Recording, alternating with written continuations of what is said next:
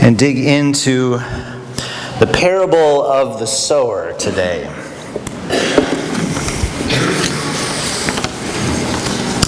This comes from the Gospel of Mark, although it's a parable that's found in Matthew and Luke as well.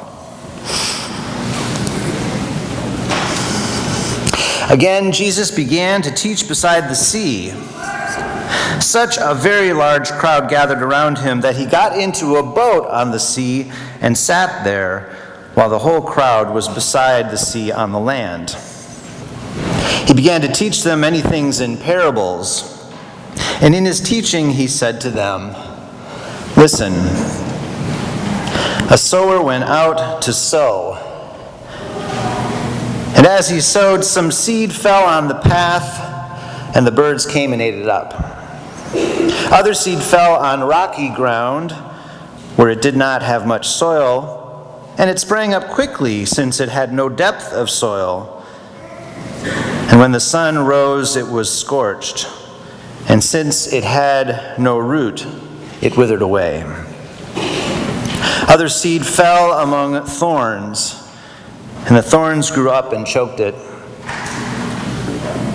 Other seed fell into good soil and brought forth grain, growing up and increasing and yielding 30 and 60 and 100-fold. And he said, let anyone with ears to hear listen." May these words be to us our light and our life. Thanks be to God. Well, I am not a good judge of soil. This is my conclusion after a couple of years of growing veggies in our new raised beds. The first year I filled the beds with some dirt from our yard and some compost.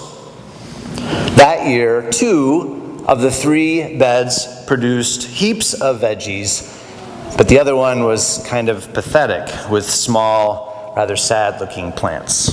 They got the same water, same sun, same weeding, more or less. So at the beginning of the next year, when I turned over the soil in all 3, I threw some dark, rich compost, especially into that underachiever. It rebounded beautifully. But then, even though the dirt in all 3 beds looked dark and rich, a different bed struggled and fell behind. Clearly, there's more to good soil than good looks.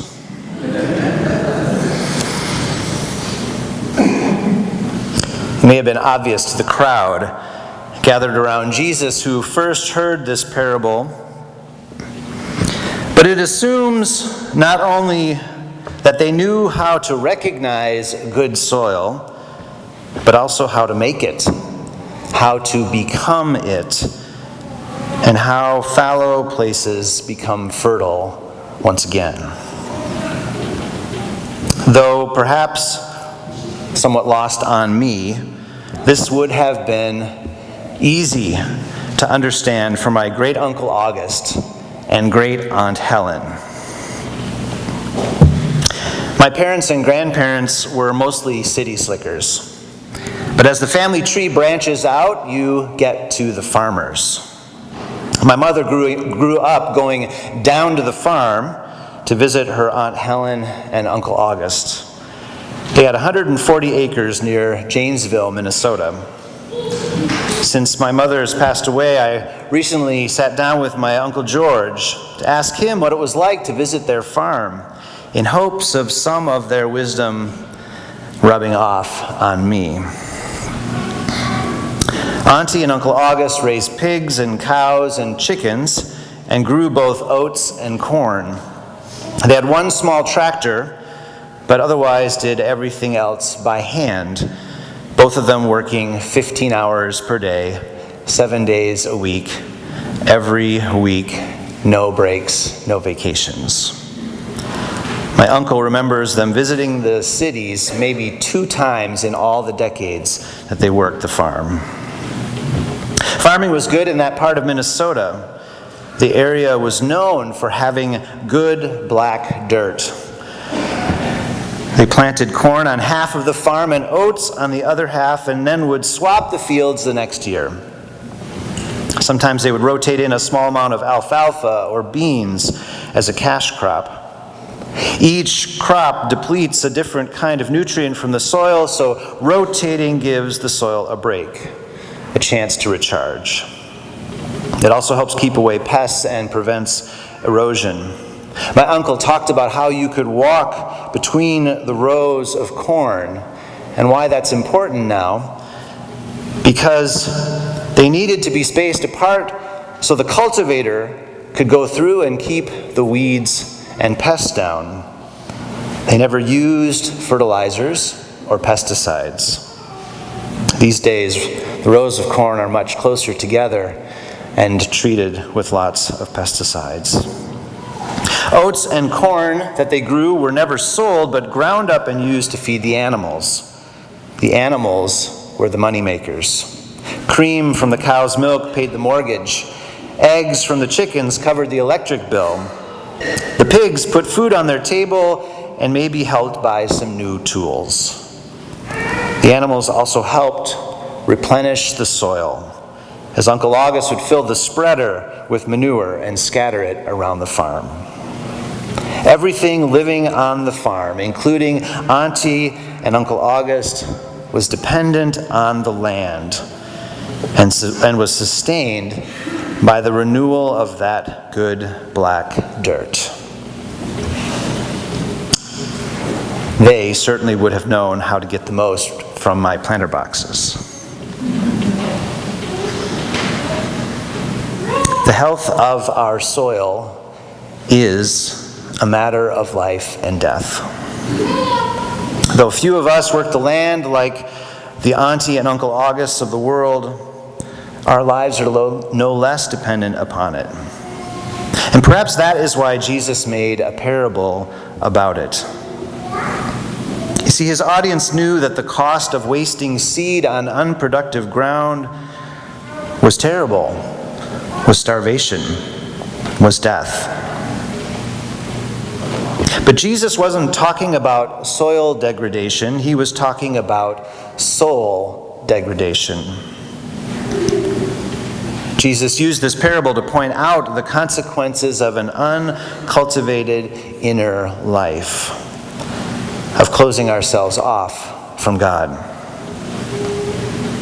But I wonder, how might this teaching also help the earth? Sometimes, indeed, our inner landscape can feel like a barren place, rough and rocky, thorn-choked, or sun-scorched. Any sense of holy ground is obscured with overgrown hedges of fear or worry or despair. Jesus names that struggle, but suggests that there's still hope, that we can still become good soil again. This is interesting because long before anyone knew how worms and microbes transform decaying organic matter into living soil, Jesus uses soil to teach his audience about renewal, about coming back to life.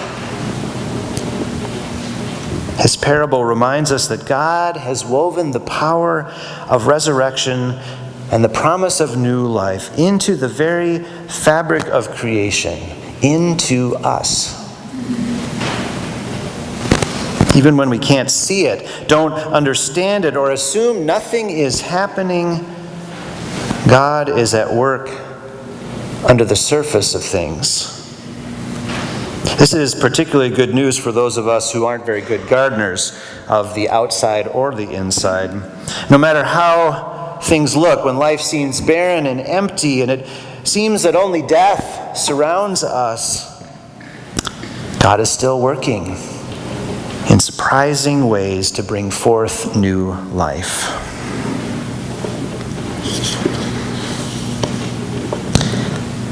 Walt Whitman reflects on this in his poem called "This Compost."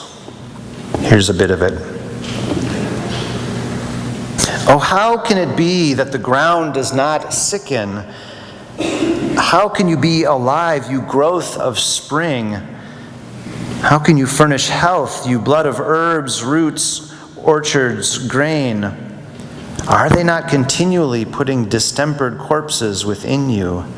Is not every continent worked over and over with sour death? Behold this compost, behold it well.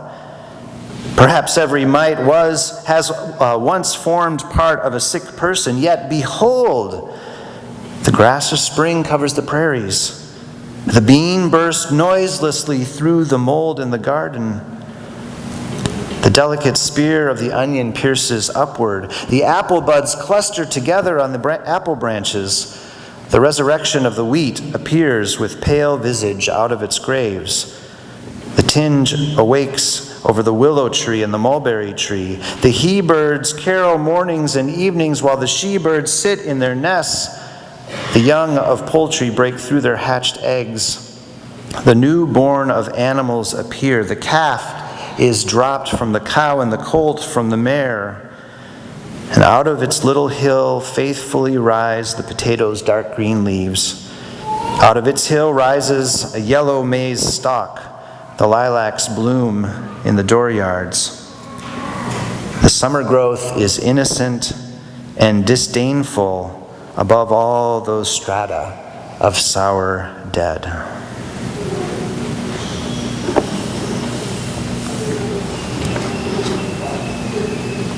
It seems to me that soil is death teeming with life. It reminds us that death does not have the last word, but in fact opens the way for new life. Soil is a reminder that new life is possible and happening right now, right under our feet.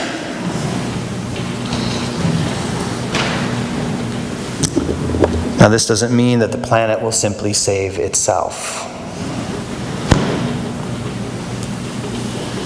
In fact, the earth needs allies that believe in resurrection now more than ever. It needs people who are open to their own transformation and the transformation of the world through God's promises. We need to make peace, I think, with our questions about the resurrection of the body and boldly claim that we are God's resurrection people for the sake of this planet, for the sake of all of us, for the sake of all creation. What does this mean?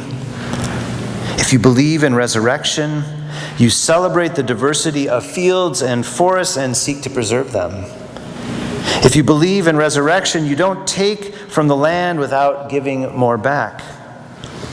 If you believe in resurrection, you don't do things that stop the natural processes, you work with them. If ours is to be a resurrection faith, if we are to be resurrection people, it must be a resurrection that is rooted in the earth, not some heavenly escape from it. Perhaps only then will humanity become holy ground for the fulfillment of God's promises.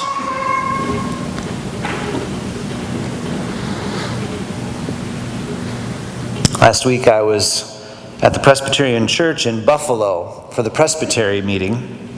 And during the break, I walked out behind the church and had this beautiful community garden full of plants and growth and vegetables ripening on the vine. And near the gate was a sign with some advice from a gardener. It said that, advice from a gardener. And I leave you with this advice to help you find good soil in your life. It's good to have roots. Save time for others. THYME. Cultivate relationships. Control what bugs you. And finally, limit your vining. Amen.